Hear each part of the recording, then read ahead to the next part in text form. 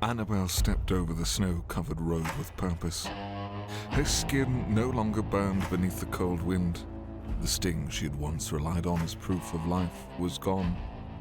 Only her stomach complained now, a hollow, tightening ache that had nothing to do with cold or exhaustion.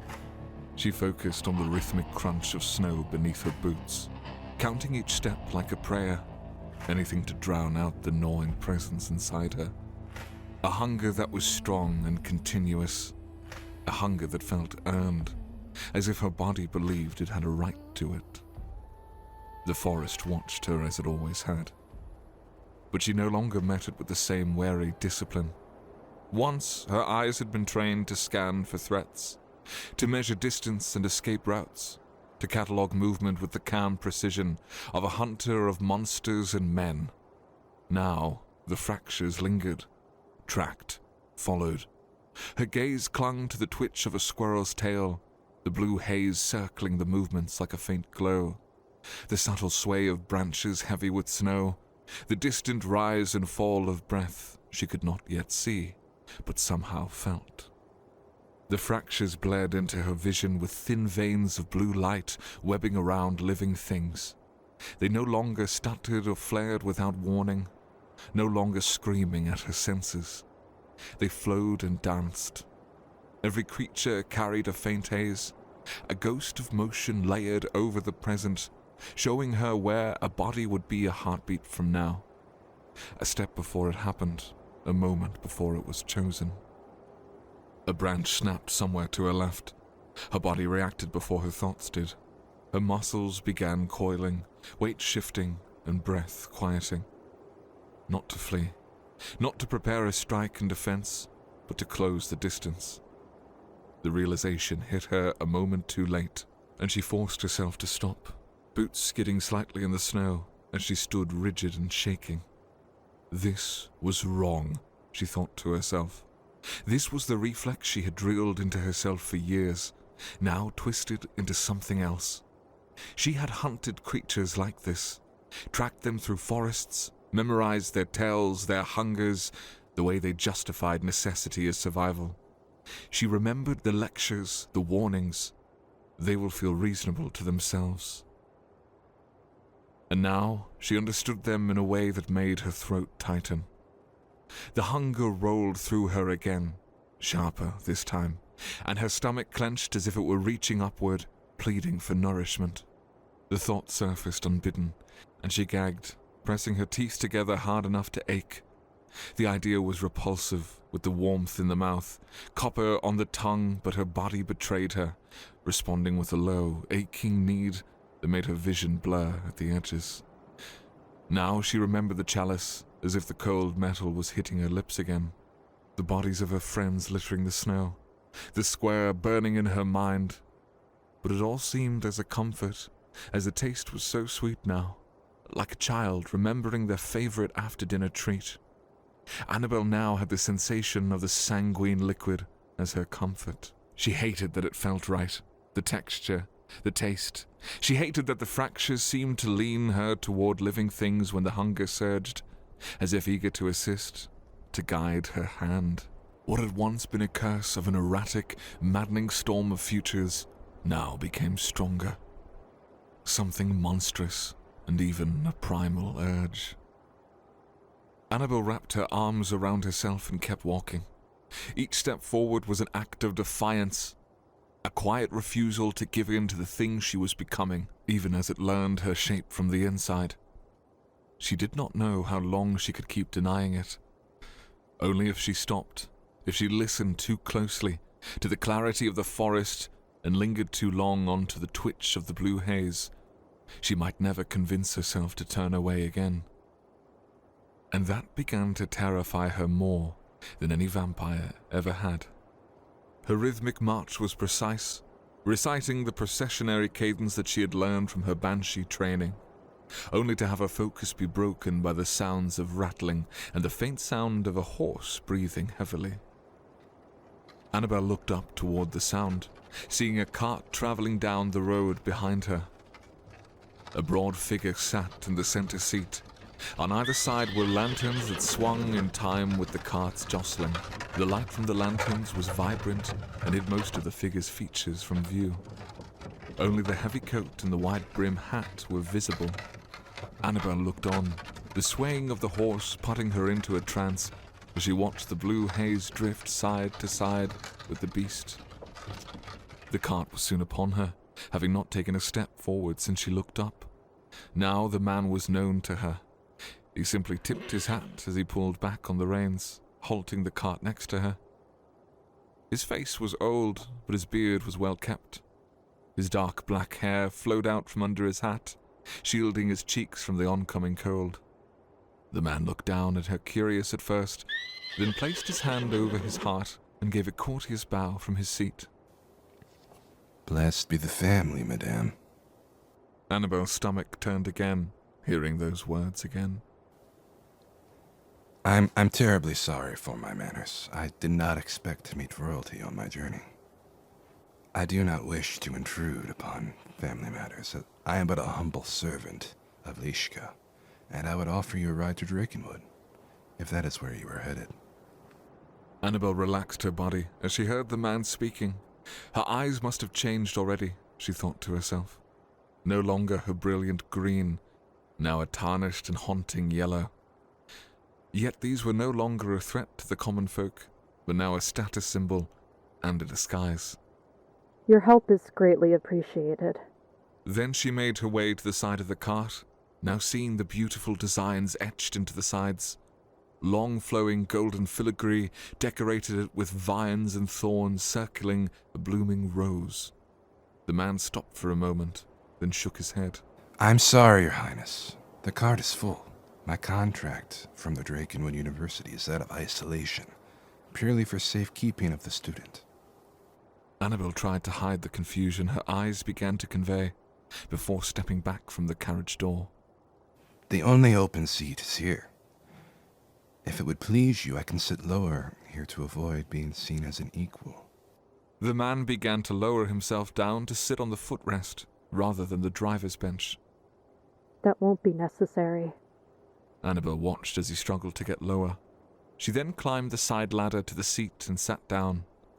The man groaned as he strained himself again to return himself to his previous position, only offset now by his new passenger.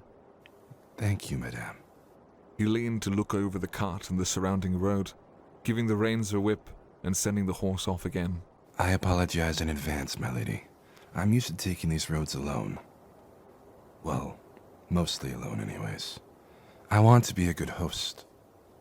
Annabel began to rub her legs as she listened to the man, not for warmth, but to comfort the sting in her bones that returned. They had only just recently fused themselves back together, and her body was trying to make sense of the sensation. You never told me your name. Miko, Your Majesty. I did not wish to burden you with unneeded or unwanted knowledge, but it is nice of you to ask. I have traveled these roads for many years, transporting students to Drakenwood. Many long weeks spent right here, in this very seat. It sounds like you have found a purpose yourself, then. But doesn't it get lonely out here? Quite. I've had my share of loneliness. Being away from my family, the wife and kids. It does weigh heavy on me. Yet every time I see them after one of my journeys, I get to feel the same warm welcome again and again. Milko then takes a moment and glances over at Annabel. Her head had lowered as the flashes of her mentor's face mouthed silent words to her. His glassy eyes are empty and unfeeling. I would rather not get so attached. Milko turned his head back, his smile fading slightly. I suppose it's different for the family. Death can be comforting. To know suffering has an ending. It's the thought of knowing it all ends that makes life's moments better. Romanticizing death as a solution does not make it more appealing. Death is a conclusion, a final period in one story. The finality of it makes the beginning and middle far more interesting. If you were to die now, Would you be satisfied with your story? That is the question I'm sure many of us mortals ask ourselves. Was it all worth it? Did I make a difference? Will my name be remembered? Milko's hands tightened slightly on the reins as the horse settled back into its steady rhythm. The cart creaked beneath them, the sound familiar enough to fade into the background of his thoughts. I don't think satisfaction is something you ever truly reach. Not while you're still breathing. Satisfaction feels like something meant for the end. Something you're allowed only once there is no more time left to bargain with. I've wondered about it myself, of course. Out here, with nothing but the road and my thoughts for company. It's hard not to.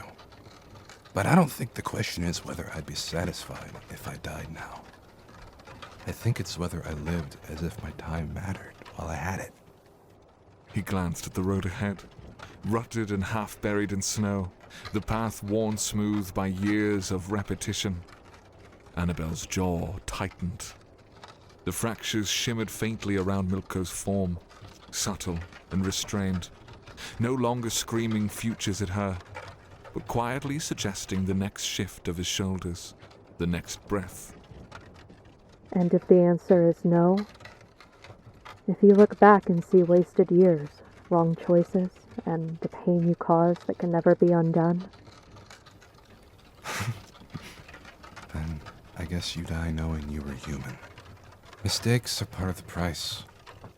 That's the bargain mortality strikes us with. You don't get infinite time to correct yourself, so you learn to live with what you've done. Or you let it hollow you out before the end even comes. Annabelle looked away, her gaze drifting to the forest as it slid past. Every tree felt impossibly fragile now, every living thing carrying a quiet countdown she could almost see. for someone who could never die, there is no final accounting. No last chance to weigh meaning against regret. Just continuation. That sounds like a blessing. It isn't. When death is inevitable, it gives shape to a life. When it's absent, moments blur. Loss loses its teeth. You can always say later. You can always wait. Always endure. She flexed her fingers inside her gloves, feeling the strength there, the permanence. Milko was quiet for a long moment. The horse snorted softly, breath steaming into the cold air. My wife gets angry when I take on treks like this. Dangerous roads, long absence. She always says I'm tempting fate. Maybe I am. But every time I leave, I know it could be the last time I see her face. And that knowledge makes every goodbye heavier, and makes every return a miracle. He looked at Annabelle then, really looked at her. Not as royalty or legend, but as a woman sitting beside him in the cold. If I believed I would see her again no matter what, century after century, I don't know if I'd love her the same way, or if I'd love her less. I know it wouldn't be less, but it wouldn't be the same. Annabelle swallowed. The image of her mentor rose again, not as a corpse this time, but laughing, alive, transient. His old face breathed in smoke as they sat in the Weeping Eyes Tavern. The last moment they truly had. To a mortal, death is not comforting because it ends suffering. It's comforting because it tells us the suffering matter. That it isn't just noise. It's our journey, and it makes us all unique. The cart rolled on, wheels crunching over frozen ground. Annabelle said nothing. She wasn't sure there was an answer left for her to give. Only the slow, dawning realization that in escaping death, she may have escaped the very thing that once gave her life its weight. House lean left, porch light dead, moss in the gutters, rust in the shed, coffee gone cold, Bible face down, window glass shaking when your name comes round. I got ash under my nails from the bridges that I burned. Every road I ever walked led me right back to this dirt. If you're coming for my soul, better bring a little help. I got ash under my nails and a story I won't tell.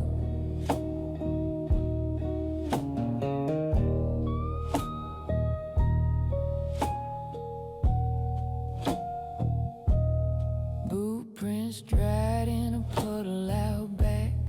Dog won't cross that muddy track. Your shadow on the wall, but your body ain't there. Clock hands crawling like they don't even care. I got ash on my nails from the bridges that I burned. Every road I ever walked led me right back to this dirt. If you're coming for my soul, better bring a little help. I got ash under my nails and a story I won't tell.